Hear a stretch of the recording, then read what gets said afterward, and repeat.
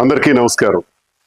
ఈ నెల 22వ తారీఖున వైఎస్ఆర్ కాంగ్రెస్ పార్టీ నన్ను సస్పెండ్ చేసినట్టు విడుదలైనటువంటి ఆ ప్రకటనకు ప్రతిస్పందిస్తూ నా అభిప్రాయం తెలియజేయాల్సినటువంటి అవసరం ఉంది కనుక ఈ వీడియో ద్వారా ప్రజలందరికీ కూడా తెలియజేస్తున్నాను.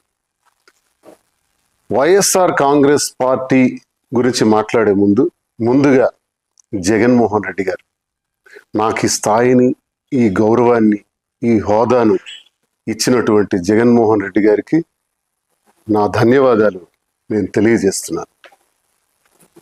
మరి ఈరోజు పార్టీ కోసం చాలా కష్టపడి పనిచేశాను, గొంతై మాట్లాడాను, గట్టిగా ప్రతిపక్షాల మీద విరుచుకుపడ్డాను. ఎంతో కష్టపడి పనిచేసినటువంటి నాకు అకారణంగా వ్యక్తిగత కారణాలు అన్నటువంటి కారణంతో నాకు సస్పెండ్ చేశారని తెలిసింది. అయితే ఇందుకు నేను పార్టీ నాకు అందించినటువంటి సహకారం, రాజశేఖర్ రెడ్డి గారితో అడుగులు వేసిన నేను, జగన్మోహన్ రెడ్డి గారితో నడుస్తున్న నేను, నా హృదయంలో జగన్మోహన్ రెడ్డి గారు ఇప్పుడు కూడా చిరస్మరణీయులు. అయితే ఈ రాజకీయ క్రీడలో నేను బలయ్యానేమో అని నాకు అనిపిస్తుంది. అయితే నేటికి 25 సంవత్సరాలుగా ప్రజా జీవితంలో ఉన్నటువంటి నేను, ప్రజాసేవనే పరమావధిగా భావించిన నేను ఎప్పుడూ పార్టీకి ద్రోహం చేయలేదు, అవినీతి చేయలేదు, లంచాలు తీసుకోలేదు, అధికార దుర్వినియోగం చేయలేదు, భూ కబ్జాలు చేయలేదు. పార్టీ కోసం మాత్రమే అహర్నిశలు పనిచేశాను. ఈ జరిగినటువంటి పరిణామాన్ని నేను స్వీకరిస్తూ, సస్పెన్షన్ అంటే తాత్కాలిక విరామము. ఓకే, తాత్కాలిక విరామాన్ని ప్రకటించినప్పుడు నాకు ఒకటి గుర్తొస్తుంది. గురజాడ అప్పారావు గారు మాట చెప్పారు, విజయం కోసం విసుగుని వీడి విరామ మెరుగక పని చేయండోయ్.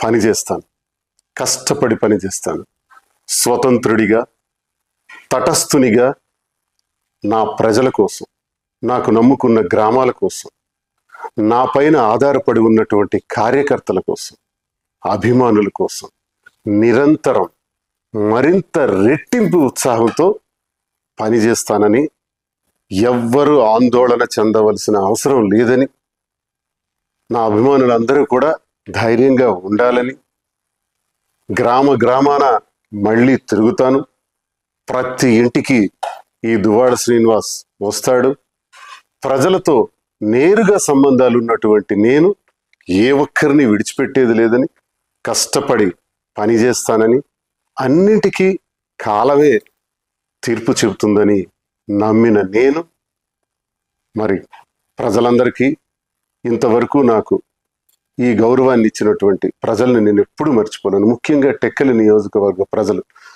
వారి పాదాలకు నా సాష్టాంగ ప్రణామాలు చేస్తూ, నా ఊపిరి ఉన్నంత వరకు మీ సేవలో నిమగ్నమై ఉంటానని, నా అవసరం ఎక్కడ ఉంటే అక్కడ నేను ప్రత్యక్షంగా ప్రతి ఒక్కరికి ఉపయోగపడేందుకు కృషి చేస్తానని తెలియజేస్తూ, మరి ఇంతవరకు అవకాశాన్ని ఇచ్చినటువంటి వైఎస్ఆర్ కాంగ్రెస్ పార్టీ అధినేత జగన్మోహన్ రెడ్డి గారికి నా హృదయపూర్వక నమస్కారం.